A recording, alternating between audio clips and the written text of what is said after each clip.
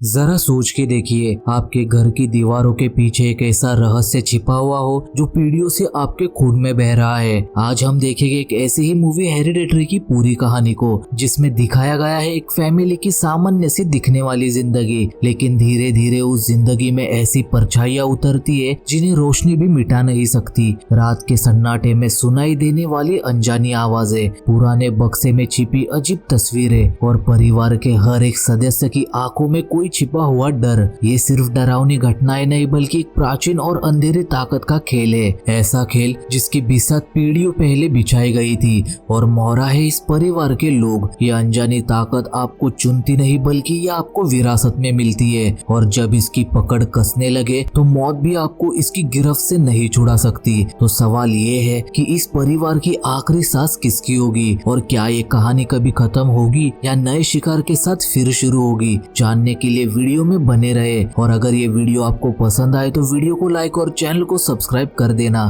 तो बिना वक्त गवाए चलिए शुरू करते हैं। मूवी शुरू होती है एक मिनिएचर घर को दिखाते हुए, जहाँ कैमरा जूम होकर सीधे चले आता है ग्राम्स फैमिली के घर में, जहाँ पूरा परिवार घर की बुजुर्ग एलन के फ्यूनरल पे जाने की तैयारी कर रहे थे। इस परिवार में कुल 5 लोग थे। एलन जिसकी मौत हो चुकी है, उसकी बेटी एनी का पति स्टीव और उन दोनों के बच्चे पीटर और चार्ली। अब कहानी की शुरुआत से ही हम चार्ली को एबनॉर्मल स्टेट में देख पाते हैं। वो सिर्फ फ्यूनरल में ही नहीं बल्कि असल जिंदगी में भी काफी अजीब थी, और हैरत वाली बात ये थी कि चार्ली पैदाइशी ऐसी बिल्कुल भी नहीं थी। ऐसा क्या हुआ चार्ली के साथ जिस वजह से चार्ली का बर्ताव ऐसा हुआ, तो ये भी हम आगे कहानी में जानेंगे। अब बात करें एनी की, तो एनी एक मिनिएचर आर्टिस्ट है जो अपनी कला से किसी भी चीज का छोटा रूप बना सकती है। पीटर जो कि नशे से एडिक्ट और खोया हुआ लड़का है, लेकिन स्टीव जो कि इस परिवार से बिल्कुल अलग था, वो बिल्कुल नॉर्मल है। अब शायद ये इसलिए क्योंकि स्टीव में एनी के परिवार का खून नहीं था।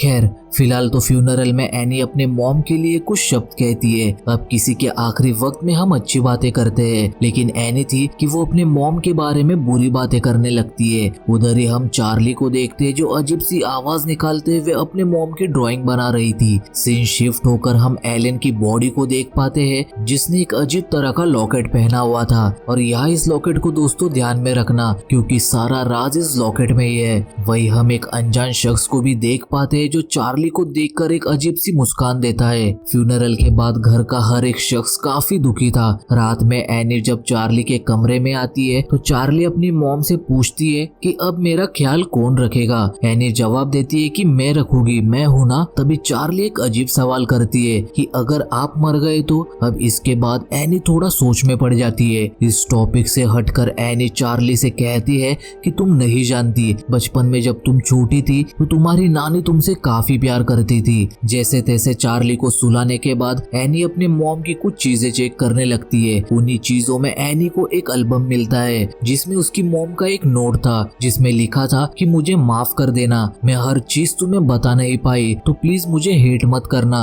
हम सबकी कुर्बानी का समय जल्द ही आएगा और इसका रिवॉर्ड भी हमें जरूर दिया जाएगा। एनी को इस नोट में लिखा कुछ भी समझ नहीं आता और ये सीन यही कट हो जाता है। अगले दिन चार्ली की क्लास में बाहर से एक परिंदा आकर खिड़की से टकराकर मारा जाता है। चार्ली क्लास में पड़ी एक कैंची देखती है, जिसे लेकर चार्ली बाहर आती है और उस परिंदे के सर को काट देती है और उस सर को अपने पास रखती है। अब चार्ली ने सिर्फ सर ही क्यों अपने पास रखा ये भी आपको आगे पता चलेगा। दूसरी तरफ घर पर पूरा परिवार ये फैसला करता है कि अब हमें एलन के कमरे को बंद कर देना चाहिए। रूम को बंद करने से पहले एनी रूम में काफी सारे काले जादू के साइंस को देख पाती है, जो सीधे सीधे किसी डिमोनिक रिचुअल की तरफ इशारे कर रहे थे। तभी स्टीव को किसी का कॉल आता है जो उसे बताता है कि किसी ने एलन के कब्र को खोदकर उनकी लाश बाहर निकाली है और अब लाश भी गायब है। स्टीव अब ये सब जानकर हैरान तो था, लेकिन वो ये बात अपनी फैमिली को नहीं बताता, क्योंकि वो नहीं चाहता था कि अब उसकी फैमिली को किसी बात का ट्रॉमा आए। अगले दिन एनी एक सेशन में आती है जहाँ लोग एक दूसरे को अपने दिल की बातें बताकर अपने दिल का बोझ हल्का करते हैं। यही एनी भी सभी को अपने दिल की बात बताती है कि मेरी मोम एलन थोड़ी पागल थी, वो मेरे भाई के अंदर किसी डीमन को डालना चाहती थी, लेकिन सबसे छुटकारा पाने के लिए मेरे भाई ने अपनी जान दे दी। असल में मेरे मॉम के पास ऐसी शक्तियां थी जो अपने पास मौजूद लोगों को आसानी से कंट्रोल में ले सकती थी और कुछ ऐसे रिचुअल्स करके किसी भी आदमी के अंदर एक डीमन को डाल सकती थी। इसलिए जब मेरा बेटा पीटर पैदा हुआ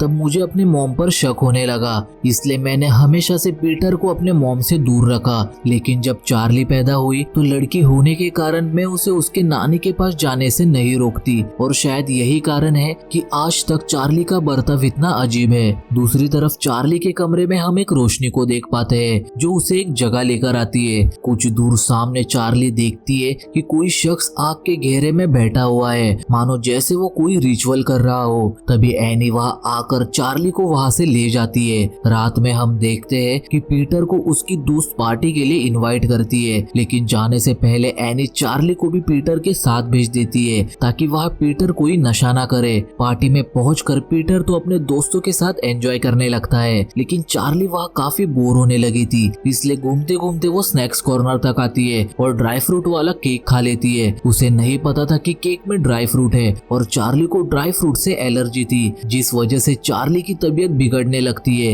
यहाँ तक कि उसे सांस लेने में भी काफी तकलीफ हो रही थी। पीटर ये सब देख चार्ली को फौरन हॉस्पिटल ले जाने लगता है, पर इस वक्त रास्ते में चार्ली को सांस लेने में कुछ ज्यादा ही तकलीफ हो रही थी, इसलिए चार्ली अपना सर गाड़ी से बाहर निकालती है। तभी रास्ते पर एक मरा हुआ जानवर होने की वजह से पीटर का कंट्रोल कार से कुछ वक्त के लिए हट जाता है, जहाँ किनारे पर एक पोल से टकराने की वजह से चार्ली का सर धड़ से अलग हो जाता है और वो छोटी सी बच्ची बेमौत मारी जाती है। ये सब देखकर पीटर बुरी तरह डर गया था। वो चुपचाप घर आके बिना किसी को कुछ बताए डरा सहमा सा अपने रूम में आकर सो जाता है। अगली सुबह जब स्टीव और एनी को चार्ली की मौत का पता चलता है तो वो दोनों पूरी तरह टूट गए थे। पूरा परिवार चार्ली को आखिरी अलविदा कहता है, लेकिन एनी थी कि अब तक चार्ली की मौत से उबर नहीं पाई थी, जिसके बाद से परिवार का हर एक शख्स चुपचाप ही रहता था। इस गम से उबरने के लिए एनी फिर से उस सेशन में जाने का फैसला करती है। तभी उसकी गाड़ी के सामने एक औरत आती है जो एनी को बताती है कि मैं आपकी पड़ोसी हूँ, मुझे आपकी बेटी के मौत का पता लगा, मुझे उसकी मौत का काफी अफसोस है और मैं आपकी इस गम से बाहर निकलने में मदद कर सकती हूँ। ये कहकर वो एनी को अपना एड्रेस देकर वहाँ से चली जाती है। अगले दिन एनी उस औरत के घर आती है जहाँ वो कारपेट को देखकर चौंक जाती है। वो कारपेट उसे जाना पहचाना लग रहा था, लेकिन इससे पहले वो अपने दिमाग पर और जोर डालती, वो औरत एनी को घर के अंदर ले लेती है। अब ये दोनों शांति से बैठकर बातें करने लगते हैं और बातों के दौरान एनी उस औरत को बताती है कि मुझे नींद में चलने की बीमारी है और ऐसे ही एक दिन नींद में चलते हुए मैंने अपने बच्चों को मारने की कोशिश भी की थी। इधर से एनी अपने घर आकर चार्ली की मौत वाला हादसा अपने आर्ट के जरिए फिर से सामने लाती है और खाने के टेबल पर भी चार्ली को लेकर पीटर और एनी में बहस हो जाती है और देखने में लग रहा था कि इस परिवार में अब दूरियां बढ़ती जा रही है। उधर अगले दिन जब एनी एक शॉप से बाहर आती है तब उसे वहाँ वही पड़ोसी औरत मिलती है। वो एनी को बताती है कि हाल ही में ही मैंने एक रिचुअल करके अपने मरे हुए पोते की आत्मा से बात की है और रिक्वेस्ट करके वो एनी को फिर से अपने घर लेकर आती है और रिचुअल के जरिए फिर से एक बार अपने पोते की आत्मा से बात करके दिखाती है। यहाँ होने वाली चीजों से एनी थोड़ा सा घबरा चुकी थी, लेकिन बड़ी चालाकी से वो औरत एनी से कहती है कि क्यों ना तुम भी अपनी बेटी चार्ली की आत्मा से बात करो। घर लौटकर देर रात एनी नींद में चलते हुए पीटर के कमरे में आती है, जहाँ उसे पीटर के चेहरे पर काफी सारी चींटियां दिखती है जिन्होंने पीटर के पूरे चेहरे को ढक दिया था। इधर ही हमें पता लगता है कि इस वक्त एनी सच में नींद में नहीं चल रही, वो बस नींद में चलने का सपना देख रही थी। एनी का सपना जैसे ही टूटता है वो फौरन स्टीव और पीटर को जाकर इस रिचुअल के बारे में बताती है और रिचुअल परफॉर्म करके अपनी बेटी चार्ली को बुलाती है। कुछ वक्त बाद वहाँ जो भी पैरानॉर्मल चीजें होने लगती है उससे पीटर और स्टीव दोनों के दोनों काफी डर जाते हैं, इसलिए स्टीव एनी के मुंह पर पानी मारकर उसे होश में लाता है। लेकिन अजीब बात ये थी कि रिचुअल के दौरान जो कुछ हुआ एनी को कुछ भी याद नहीं था, जैसे चार्ली की आत्मा उस वक्त एनी के अंदर आई थी। अगले दिन एनी पागलों की तरह बर्ताव करते हुए अपने सारे मिनिएचर आर्ट्स को तोड़ देती है। अब चार्ली की वो डायरी जिसे उसकी आत्मा को बुलाने के लिए इस्तेमाल किया गया था उसमें पीटर की डिस्टॉर्टेड ड्राइंग बनने लगती है। वही जब पीटर स्कूल में होता है तो वो शीशे में खुद को हंसता हुआ देखता है, जबकि असलियत में तो वो पूरी तरह मुरझाया हुआ था। दूसरी तरफ एनी चार्ली की उस डायरी को जलाने की कोशिश करती है और जब वो डायरी आग के कांटेक्ट में आती है तो एनी भी जलने लगती है। इससे वो डायरी पर लगी आग को बुझा देती है। एनी को कुछ भी समझ नहीं आ रहा था कि क्या हो रहा है, इसलिए वो इस बात का पता लगाने के लिए फिर से उस औरत के घर आती है, जहाँ उसे वो औरत तो नहीं मिलती लेकिन हम अंदर पीटर की तस्वीर को देख पाते हैं जिस पर रिचुअल किया जा रहा था। बाहर दूसरी दफा उस कारपेट को देखने पर एनी समझ जाती है कि बिल्कुल ऐसे ही कारपेट उसके मॉम के पास भी थी। इसलिए एनी फिर से एक बार अपने मॉम का सामान चेक करती है, जिसमें वो पहले भी देखा हुआ एल्बम निकालती है जिस पर बिल्कुल वैसा ही निशान था जैसा एलन के गले में वो लॉकेट था।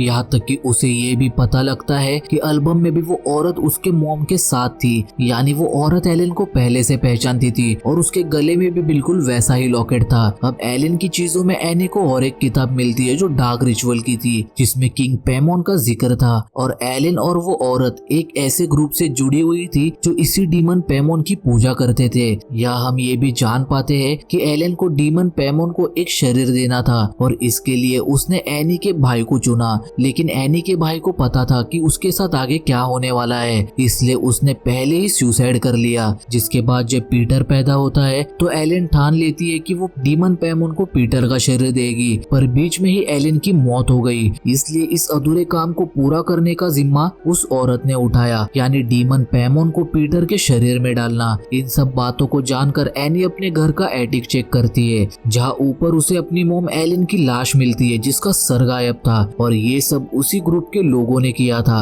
यानी एलन को कब्र से निकालकर यहाँ रखना और उसका सर काट देना, क्योंकि सर काटना भी इनकी रिचुअल का एक हिस्सा है। इसलिए उस दिन भी चार्ली ने उस परिंदे का सर काटा था। इधर एटिक में एनी देखती है कि अचानक वहाँ डीमन पेमोन का बड़ा सा निशान बन गया है। फिलहाल तो अगले दिन जब पीटर क्लास में बैठा हुआ था तभी अचानक उसका पूरा शरीर अकड़ने लगता है और वो अपना सर बुरी तरह पटकने लगता है और अजीब तरह से बौखला कर नीचे गिर जाता है, जिसे देख पूरा का पूरा क्लास डर चुका था। इन सब चीजों का पता चलने के बाद स्टीव पीटर को फौरन फिर से घर ले आता है। अपने बेटे को इस हालत में देख एनी स्टीव को अपनी मॉम, उस ग्रुप और उस डीमन पेमोन के बारे में सब बता देती है, लेकिन स्टीव था कि उसे इन सब बातों पर बिल्कुल भी विश्वास नहीं था। एनी स्टीव को बार बार समझाने की कोशिश कर रही थी कि उस डीमन से छुटकारा पाने के लिए हमें चार्ली की इस डायरी को जलाना होगा। ये जानते हुए कि डायरी जलते ही एनी भी जल जाएगी, वो उस डायरी को आग में फेंक देती है, लेकिन यहाँ कुछ अलग ही हो जाता है।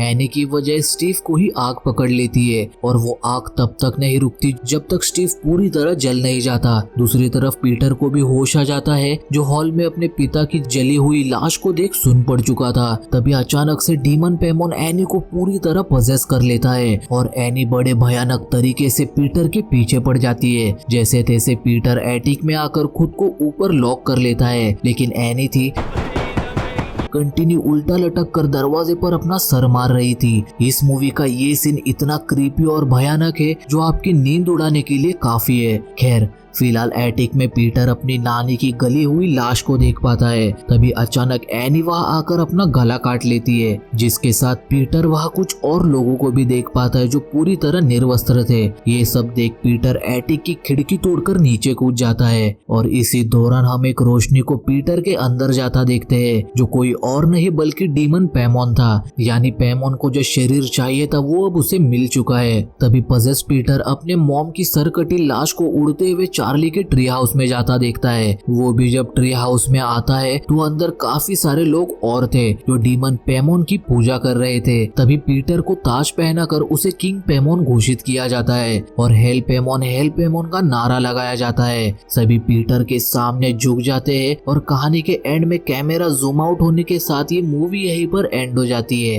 दोस्तों, तो कैसी लगी आपको ये एक्सप्लेनेशन? और अगर ये कहानी आपको डरावनी लगी हो तो वीडियो को लाइक और शेयर कर देना और ऐसे ही रहस्यमय कहानियों के लिए चैनल को सब्सक्राइब भी कर लेना, क्योंकि अगली कहानी शायद इससे भी ज्यादा डरावनी हो।